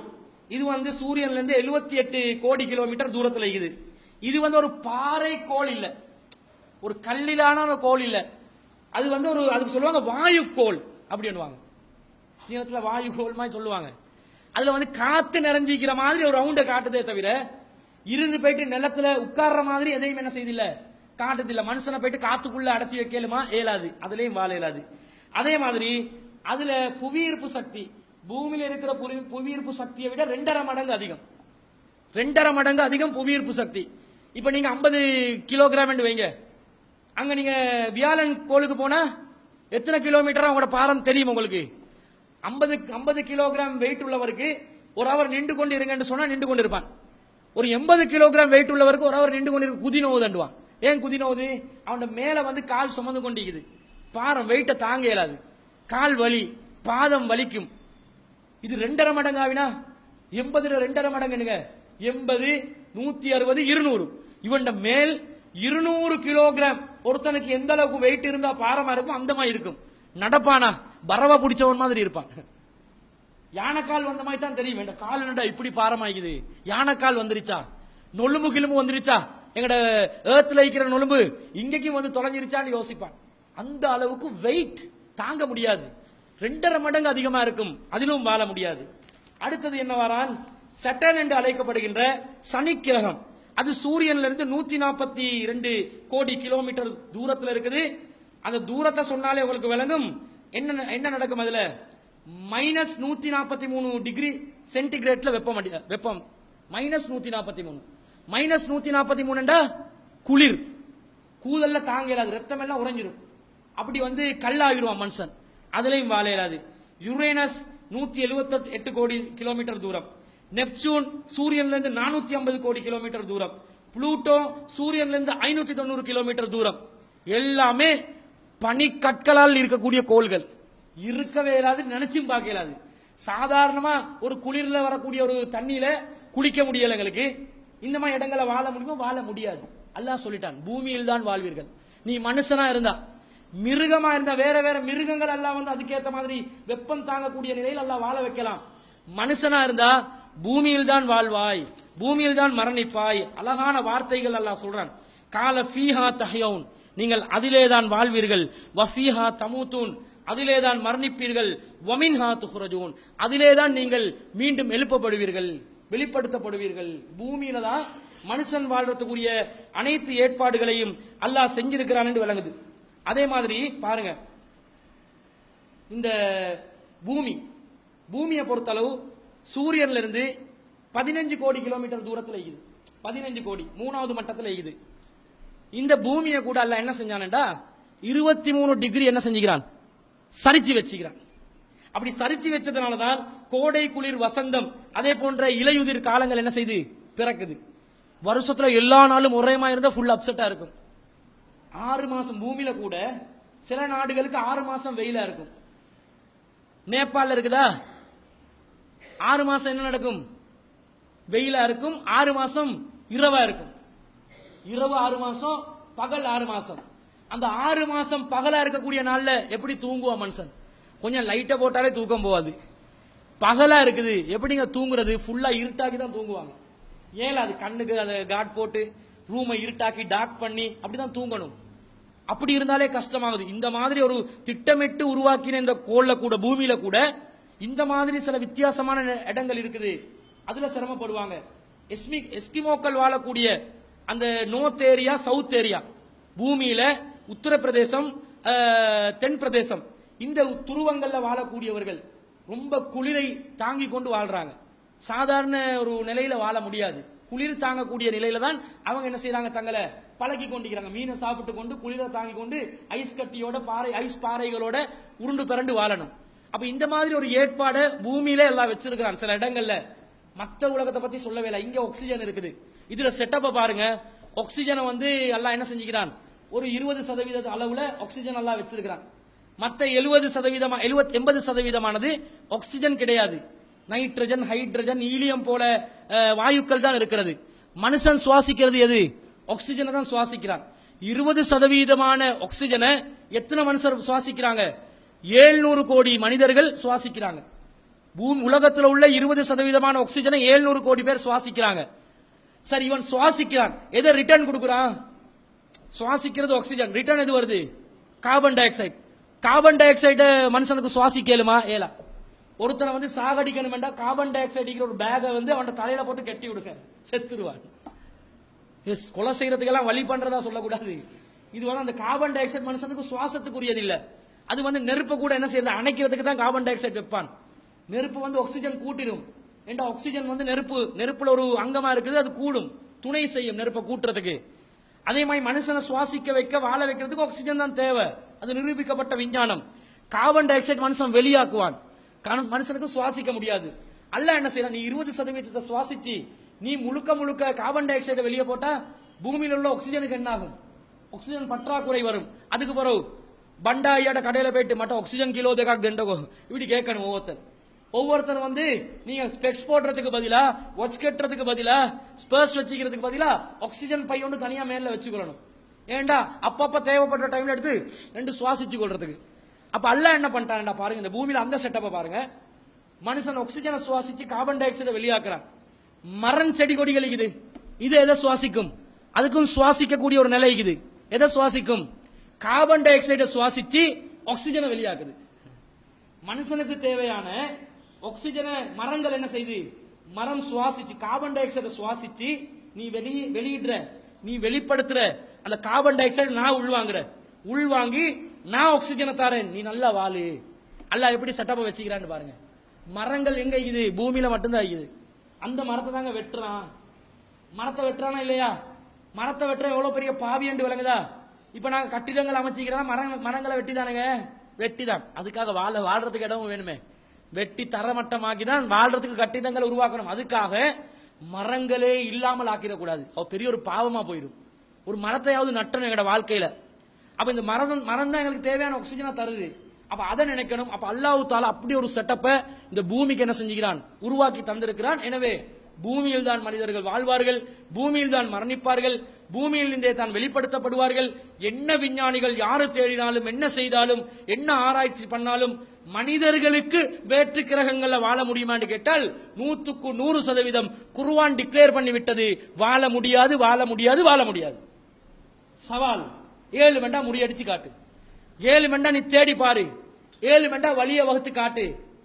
5 நாள் 10 நாள் வாழ்றது இல்ல, 1 வருஷம் வாழ்றது இல்ல, மெனக்கெட்டு வாழ்றது இல்ல, சாதாரணமா வாழணும்.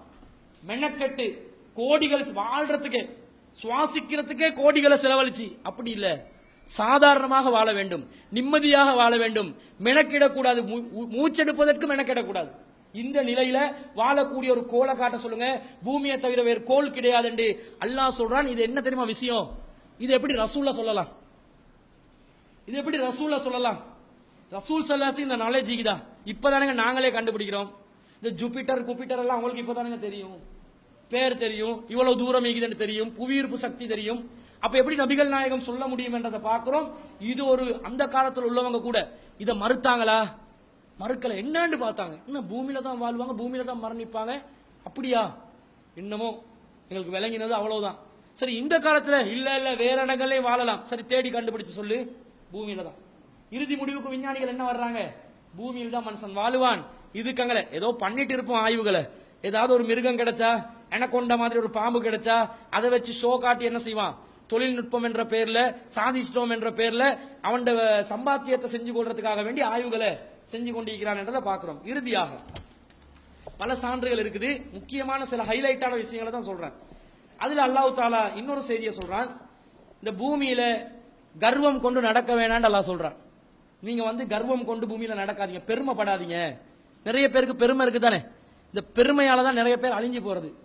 அந்த பெருமை பட வேணாம் என்றது அல்லாஹ் சாதாரணமா சொல்லாம ஒரு செய்தியை உள்ளடக்கி சொல்றார். சூரத்துல் இஸ்ரால 17வது அத்தியாயத்துல 37வது வசனத்துல, வலா தம்சிஃபில் அர்லி மரஹா, பூமியிலே நீர் கர்வம் கொண்டு நடக்காதே, இன்னக்கலன் தஹ்ரிக்கல் அர்ல, நீ பூமியை பிளக்க மாட்டாய், வலன் தபுலுவல் ஜிபால தூலா, அதிலே மலையின் அளவுக்கு உயரத்தை நீ என்ன செய்ய மாட்டாய், பூமிக்குள்ளே அடைய மாட்டாய் என்று அல்லாஹ் சொல்றான். மலை அளவுக்கு நீளத்தை பூமிக்குள்ளே நீ அடைய முடியாது என்று அல்லாஹ் சொல்றான். இது ஒரு மிகப்பெரிய அறிவியல் சான்றாக இருக்கிறது, ஒரு சவாலாக இருக்கிறது. பூமிக்கு கீழே ஒருத்தம் போறதா இருந்தா எவ்வளவு தூரம் தான் போவேலுமாம்? ஒரு மலையுடைய, ஒரு மவுண்டனுடைய அளவுக்கு தான் கீழே போகலாம், அதுக்கு மேல போக முடியாது. நபிகள் நாயகம் ஸல்லல்லாஹு அலைஹி வஸல்லம் சொல்றாங்க. சாதாரண செய்தியா? பூமிக்கு கீழே போக இயலாதுன்னு சொன்னா இப்ப இன்னைக்கு தோண்டிட்டு போறான் நிறைய பேர். ஆனா இது என்ன சொல்லுது? அல்லாஹ் என்ன சொல்றான்? போகலாம், பூமியை பொழப்பீங்க. எவ்வளவு தூரத்துக்கு போவீங்க? அதிகபட்சமா ஒரு மலையின் உயரம் தான். பூமியில ஒரு மலையின் உயரம் எவ்வளவோ அந்த அளவுக்கு வேணுமெண்டா கீழே போவீங்களே தவிர அதை தாண்டி போகலாமான்னு கேட்டா போக முடியாது. இதை தப்பா வேற வேற மொழிபெயர்ப்புகள்ல மொழிபெயர்த்திக்கிறாங்க. அவனும் தப்பா மொழிபெயர்த்துட்டு நாங்க மொழிபெயர்த்தது தப்புன்றாங்க. அவங்க எப்படி தப்பா மொழிபெயர்த்திக்கிறாங்கன்னு பாருங்க. வலா தம்சி ஃபில் அர்லி மரஹா, பூமியில் கர்வம் கொண்டு நடக்காதீர். லன் தஹ்ரிக்கல் அர்ல, அவங்க செஞ்சுக்கிற மொழிபெயர்வு. லன் தஹ்ரிக்கல் அர்ல, நீ பூமியை பொளக்க மாட்டாய். வலன் தபுலுகல் ஜிபால தூலா, மலையின் உயரத்தை அடைய மாட்டாய். இப்படி அவங்க வேறையா பிரிக்கிறாங்க. பூமியை பொளக்க மாட்டாய், மலையின் உயரத்தை அடைய மாட்டாய். இது ரெண்டும் அவங்களோட மொழிபெயர்ப்பு. அவங்களோட மொழிபெயர்ப்பு படி பார்த்தா பூமியை பொளக்க இயலாது. பொளக்குறானா இல்லையா? பொலன்னு பொளக்குறான், நிறைய பொளக்குறான், தேவைக்கும் பொளக்குறான், தேவையில்லாமையும் பொளக்குறான். பூமியை ஓட்ட போடுறது பெரிய வேலையா? இஷ்டத்துக்கு ஓட்ட போடுறாங்க. இவங்கட மொழிபெயர்ப்பு படி அது பொய்யா, குர்ஆன் வசனம் பொய்யாகிடும். வலன் தபுலுவல் ஜிபால தூலா, மலையின் உயரத்தை அடைய மாட்டாய்.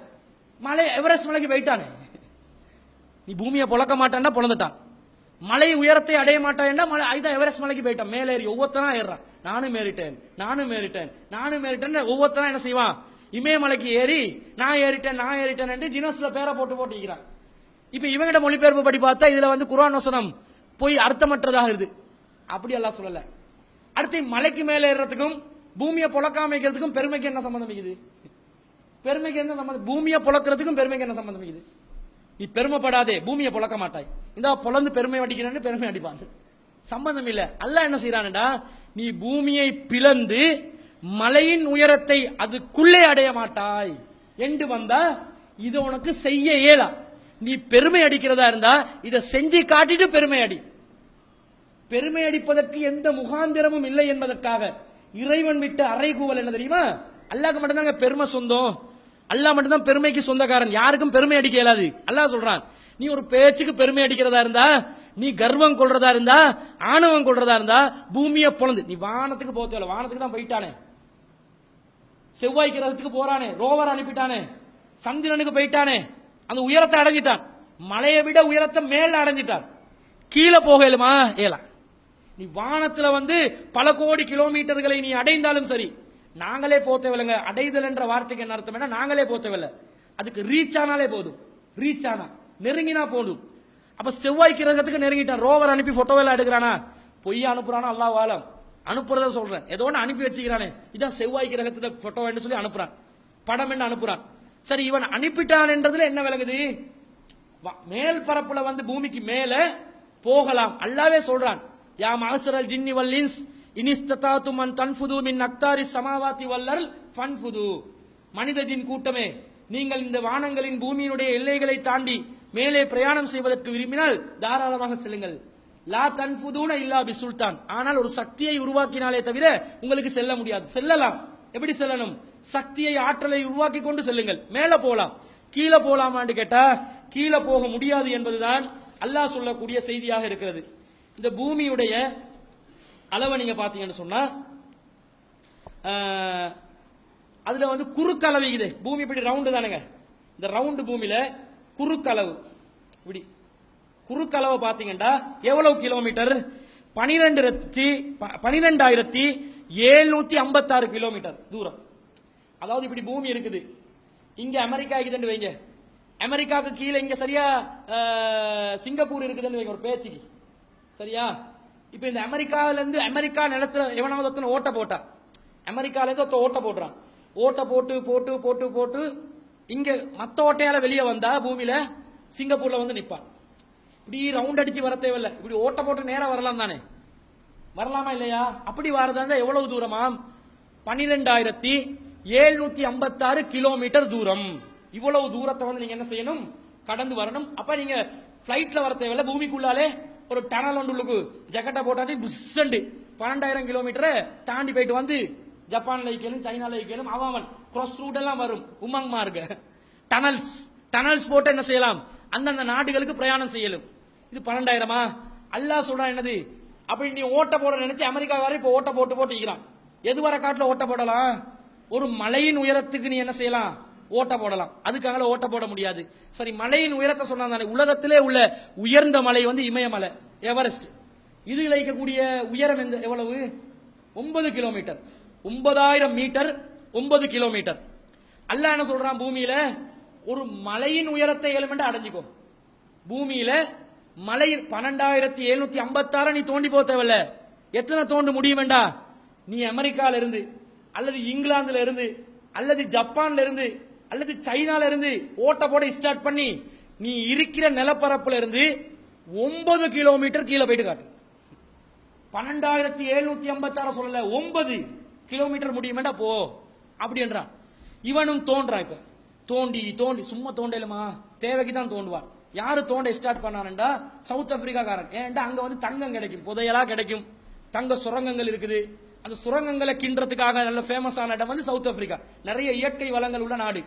அவன் தோன்றான் தோன்றான் தோன்றான், தோண்டி கொண்டே போறான். அதிகமா அவன் தோண்டின இடம் வந்து டிரான்ஸ்வால் பாக்ஸ்பர்க் என்று சொல்லக்கூடிய சவுத் ஆப்பிரிக்காவில் இருக்கக்கூடிய ஒரு சுரங்கத்தை தோண்டிக்கிறான்.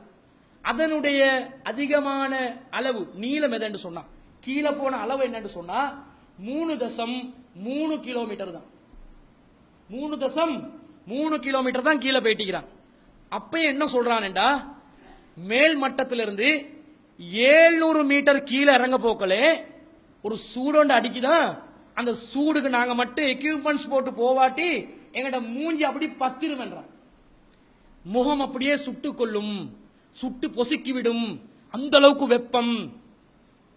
அந்த 3.3 கிலோமீட்டர் கீழே ஆழத்துல வெப்பம் எவ்வளவு சொன்னா 57 டிகிரி செல்சியஸ் டெம்பரேச்சர் அடிக்குது. 57 டிகிரி. 40 டிகிரி எங்களுக்கு இன்னும் வரல. 39 தான் கஷ்டம் என்று சொன்னோம். கஷ்டம் என்று சொன்னா நல்லா வெள்ளத்தை நல்லா மழை பெய்யும், நல்லா மழையை பெய்ய வச்சா அது வெள்ளமா போச்சு. வெயில் வந்தாலும் கஷ்டம் எங்களுக்கு, மழை பெய்ஞ்சாலும் கஷ்டமாக்குது. இப்ப அந்த மாதிரி எங்க மக்களுடைய சோதனை தான் இதெல்லாம். அப்ப இவங்க எந்த அளவுக்கு போறாங்களா? 3.3 கிலோமீட்டர் கீழே போனா 57 டிகிரி செல்சியஸ் வெப்பம். 57 டிகிரி செல்சியஸ் வெப்பத்துக்கு எங்களுக்கு எங்க மேல் வந்து உடம்பு வந்து என்ன செய்யாது? ஒத்து போவாது. அதுக்கு தேவையான சில ஏர் கண்டிஷன் உள்ள ட்ரெஸ்ஸஸ் அணிஞ்சு தேவையான எக்யூப்மெண்ட்ஸ் அணிஞ்சு அவங்களுக்கு அந்த கீழே போயிட்டு வாரத்துக்குரிய உணவுப் பொருட்கள் எல்லாம் எடுத்துக்கொண்டு தான் என்ன செய்வாங்க, அந்த சுரங்கத்துக்குள்ள போவாங்க. இந்த 3.3 கிலோமீட்டர் ஆழம் என்பதும் கடல் மட்டத்திலிருந்து பார்த்தா எவ்வளவு தூரமா, 1.7 கிலோமீட்டர் தான் வருது. ஏனென்றா இந்த டிரான்ஸ்வால் பாக்ஸ்பர்க் என்று சொல்லக்கூடிய அந்த சுரங்கம் ஒரு மேற்கு பரப்புல இருக்குது, மேற்கு பகுதியில் இருக்குது. அந்த மேற்கு பகுதி கடல் மட்டத்திலிருந்து 1.6 கிலோமீட்டர் உயரத்தில் இருக்குது. உண்மையிலே பூமிக்கு கீழே போறது எந்த இடத்துல இருந்து போகணும், கடல் மட்டத்தில இருந்து தானே கீழே போகணும். கடல் மட்டத்தில இருந்து பார்த்தா இவங்க பூமிக்கு கீழே எவ்வளவு போயிட்டிருக்காங்க, 1.6 கிலோமீட்டர் தான் போயிட்டிருக்காங்க. போவே இயலாது. அல்லாஹ் சொல்லிட்டானா. இதுக்காக விஞ்ஞானிகள் சொல்றாங்க, இதுக்காக நாங்க தோண்ட போறதும் இல்ல, தோண்டி பருப்பு தின்ன போறதும் இல்ல. தோண்டி போயிட்டு பருப்பு தின்னணுமா, தானா வந்து பருப்பு தின்றது வேற கதை, தேடி போயிட்டு பருப்பு திங்கிறது தேவையா? விஞ்ஞானிகள் சொல்றாங்க இதுக்காக நாங்க போறதுக்குரிய வாய்ப்புகள் இல்ல, ரொம்ப சிரமப்பட்டு இதுக்காக எல்லாம் போக முடியாது. இவ்வளவு வாரது வந்து எதுக்கு மெனக்கட்டு வாரது, இருக்கிற தங்க தள்ளி கொண்டு போறதுக்கு தானே தவிர வேற ஒரு நோக்கம் கிடையாது. குர்ஆன் சொல்லக்கூடிய அந்த சொல் துல்லியமாக நிறைவேறுகிறது. மலையின் உயரத்தை நிலத்துக்கு கீழே அடைய முடியாது. அறிவியலை சொன்னாலும் அறிவுபூர்வமாக சவாலாக அறைகூவல் விட்டு சொல்லக்கூடிய ஒரு வேதமாக திருமறை குர்ஆன் இருக்கிறது. இந்த மாதிரி நிறைய இருக்குதுங்க, நிறைய இருக்குது. ஒரு கொள்கையை சொன்னாலும் சரி குர்ஆன் அறைகூவல் விடும். உதாரணத்துக்கு ஒரே ஒரு வசனத்தை நான் உங்களுக்கு சுட்டி காட்ட, நீங்க சிந்திச்சு பாருங்க எப்படி அல்லாஹ் சொல்றான்னு பாருங்க. வமை யது மஅல்லாஹி இலாஹன் ஆகர், யாராவது அல்லாஹ்வை விட்டு வேறு கடவுளை அழைத்தால் லா புர்ஹான லஹு பிஹி, அவருக்கு அதற்கு எந்த ஒரு சான்றும் கிடையாது. அல்லாஹ் சொல்றான். நீங்க அல்லாஹ்வை விட்டு வேற கடவுளை வணங்குறீங்களா, ஆதாரம் கையில இருக்குமா? உங்ககிட்ட ஆதாரம் இருக்காது. ஏனென்று சொன்னா அல்லாஹ் சொல்றான், அல்லாஹ் மட்டும்தான் வணக்கத்துக்குரியவன், அல்லாஹ் மட்டும்தான் அழைப்புகளை ஏற்பதற்கு தகுதியானவன், அல்லாஹ்வை மாத்திரம்தான் அழைக்க வேண்டும், அவன் மட்டும்தான் அழைக்கப்பட வேண்டும். வேற யாரையும் அழைக்கிறதுக்கு அல்லாஹ் சான்று வைப்பானா? வைக்க மாட்டான். சரி, அவங்க சரி கையில சான்று வச்சிருப்பாங்களா? வைக்க மாட்டாங்க. அல்லாஹ் சொல்றான், ஃபஇன்னமா ஹிசாபுஹு இந்தல்லாஹ் இந்த ரப்பிஹி, அவனுடைய விசாரணை இறைவனிடம் இருக்கிறது. வாடா, எந்த ப்ரூஃபும் இல்லாம நீ வந்து அல்லாஹ்க்கு பதிலா இயேசுநாதரை வணங்கினியா? எந்த ப்ரூஃபும் இல்லாம அல்லாஹ்க்கு பதிலா புத்த பெருமான வணங்கினியா? எந்த ப்ரூஃபும் கையில வைக்காம சிவபெருமானையும் பிரம்மனையும் விஷ்ணுவையும் கணபதியையும் மத்த ஆக்களையும் வணங்கினியா? நான் தான் ப்ரூஃப் தரலையே. உன்கிட்டயும் ப்ரூஃப் கிடையாது.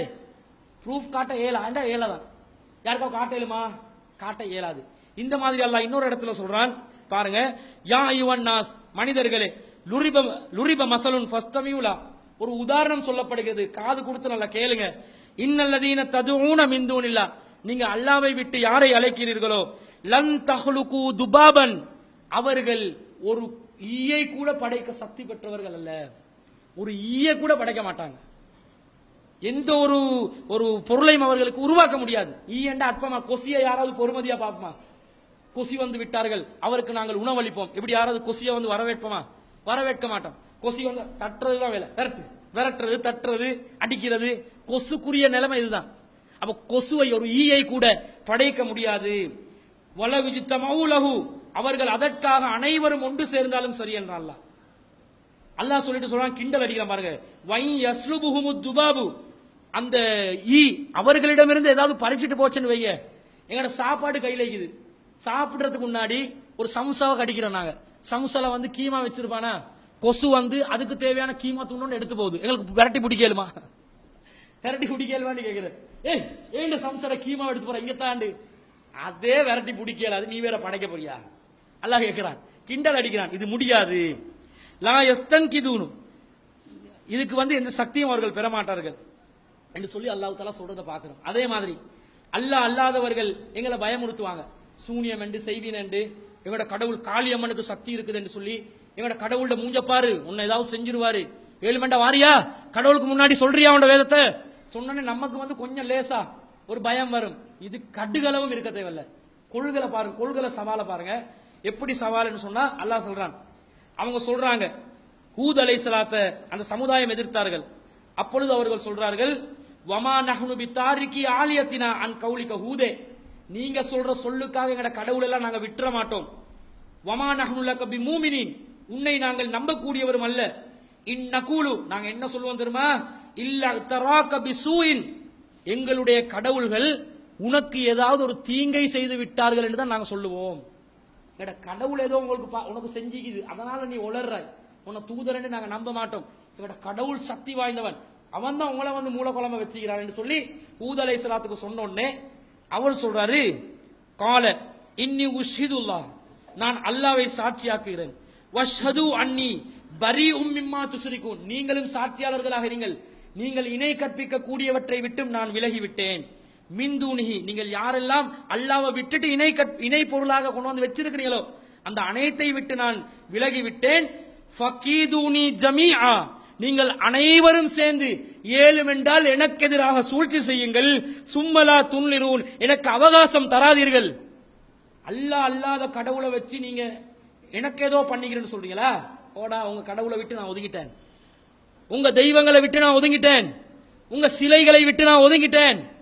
அல்லாஹ் தான் ஆற்றல் உள்ளவன், உங்க எதுக்குமே ஆற்றல் இல்ல. முடியுமெண்டா எனக்கு எதிராக சூழ்ச்சி செஞ்சு காட்டு, எந்த ஒரு அவகாசமும் எனக்கு தராதே, சவால் விடுகிறார். ஏகத்துவவாதிகளாக இருக்கக்கூடியவர்கள் அல்லாஹ் அல்லாத எந்த ஒரு பொருளுக்கும் அஞ்சக்கூடாது, எந்த ஒரு மனிதனுக்கும் அஞ்சக்கூடாது, எந்த ஒரு சக்தி என்ற பேர் அவன் எந்த பொய்ய வச்சிருக்கிறானோ எதுக்குமே அஞ்சக்கூடாது. தைரியமா நிக்கணும். டேய், நாங்க தௌஹீதுல இருக்கிறோம், சத்தியத்துல இருக்கிறோம், ஏகத்துவத்துல இருக்கிறோம், கொண்டு வாட அவன கடவுளை செய், சூனியத்தை செஞ்சு காட்டு, செய்வினைய செஞ்சு காட்டு, எனக்கு கண்ணூர் படவை ஏழுமண்டா செய். முடியாது. உன கடவுளுக்கு சொல்லி என்ன கை கால முறியடிக்கவை, முறிக்கவை, உடைக்கவை, பைத்தியமாக்க என்ன முடியுமெண்டா பயப்படாம சவால் செய்யுங்க, சவால் விடுங்க. சவால் விட போல அந்த ஒப்பந்தங்கள் ஒழுங்கா பண்ணிக்கொள்ளணும். எப்பயாவது என்னை கடவுள் மரணிக்க செய்வான், எப்பயாவது மண்டே பட தான் செய்வான். அதுக்கு கடவுள் செய்யல, நீ சும்மா இருந்தாலும் மௌத்தாவ தான் செய்வான். அது சரியா டேர்ம்களை போட்டு நல்ல அந்த வாசகங்களை போட்டு ஒப்பந்தங்களை செய்யணும். எனவே இந்த அல்லாஹ் அல்லாதவர்களுக்கு இந்த நூலுக்கு சக்தி இல்லை, இந்த தாயத்துக்கு சக்தி இல்லை, கயிறுக்கு சக்தி இல்லை, தகடுக்கு சக்தி இல்லை, வீடை பாதுகாக்கிற குப்பிகளுக்கு சக்தி இல்லை, அது மக்கள் மத்தியில அறிமுகப்படுத்துற பிரச்சாரம் செய்த ஆலிம் சாக்களுக்கு சக்தி இல்ல, மகான்களாக கருதப்படுற எவருக்கும் சக்தி இல்ல, அவுலியாக்களுக்கு சக்தி இல்ல, ஜியாரங்களுக்கு சக்தி இல்ல, சந்தனக்கூடுக்கு சக்தி இல்ல, மௌலுதுக்கு சக்தி இல்ல, எதுக்கும் சக்தி இல்ல. தைரியமா நில்லுங்க. அதனால தான் இப்ராஹிம் அலைஹிஸ்ஸலாம் நின்றாங்க. சிலையை உடைச்சிட்டு வந்து யார்கிட்ட உடைச்சேன்னு கேட்டா சின்னது கிட்ட கேளண்டா கிண்டலும் வேற அடிக்கிறாரு. அதான் அவ பேசாத ஏண்டா வணங்குறீங்க, இதெல்லாம் என்ன தைரியம்? ஏலா அந்த தைரியம் ஒவ்வொரு ஏகத்துவவாதிக்கும் வர வேண்டும். இது போன்ற அறைகூவல்கள், கொள்கை ரீதியா எடுத்தாலும் அறைகூவல்கள் இருக்கிறது. முன்னறிவிப்புகள் எடுத்தா இது நடக்கும், இது நடக்கும், இது நடக்கும் என்று குர்ஆன் முன்னறிவிப்புகளை சொல்லும். அதிலேயும் அறைகூவல்கள் இருக்கிறது. இதை நாங்கள் தேடி பார்க்க கடமைப்பட்டிருக்கிறோம். அல்லாஹு ரப்புல் ஆலமீன் இந்த அறைகூவல்களை விடுத்து எதை நிலைநாட்டான் என்றால், இறைவன் ஒருவன் தான் உண்மை என்பதை நிலைநாட்டான், அல்லாஹ் ஒருவன் தான் இறைவன் என்பதை நிலைநாட்டான், திருமறை குர்ஆன் தான் இறை வேதம் என்பதை நிலைநாட்டான், நபிகள் நாயகம் ஸல்லல்லாஹு அலைஹி வஸல்லம் அவர்கள் தான் இறுதி தூதர் என்பதை நிலைநாட்டுகிறான் என்பதை நாங்கள் நன்றாக புரிந்து கொண்டு இந்த ஏகத்துவ கொள்கையை, இந்த குர்ஆனை பிற மக்களுக்கு நாங்கள் எடுத்துச் செல்வதற்கு கடமைப்பட்டிருக்கிறோம். எனவே அற்புதமான இந்த வேதத்தை தந்த அல்லாஹ்வை புகழ்ந்தவனாக நான் நிறைவு செய்கிறேன். வாஹிரு தாவானா அல்ஹம்துலில்லாஹி ரப்பில் ஆலமீன். அஸ்ஸலாமு அலைக்கும் வரஹ்மத்துல்லாஹி வபரகாத்துஹு.